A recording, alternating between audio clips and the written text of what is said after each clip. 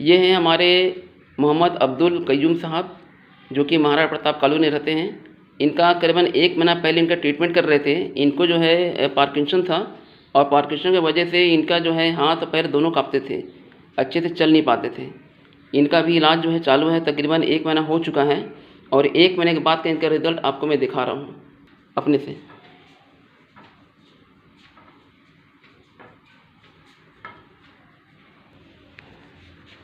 चलिए, अब देखिए दोस्तों, हमारे कय्यूम चाचा जो हैं, जो कि चर्चा कॉलोनी महाराणा प्रताप कॉलोनी में रहते हैं, इनका ट्रीटमेंट चलते हुए लगभग 1 महीना हो चुका है और ये काफ़ी अच्छा इनका रिज़ल्ट है, शानदार रिज़ल्ट है। और ये देखिए, इनका रिज़ल्ट सिर्फ 1 महीने का है, जो 1 महीने में चल नहीं पा रहे थे और बहुत अच्छा चल रहे हैं।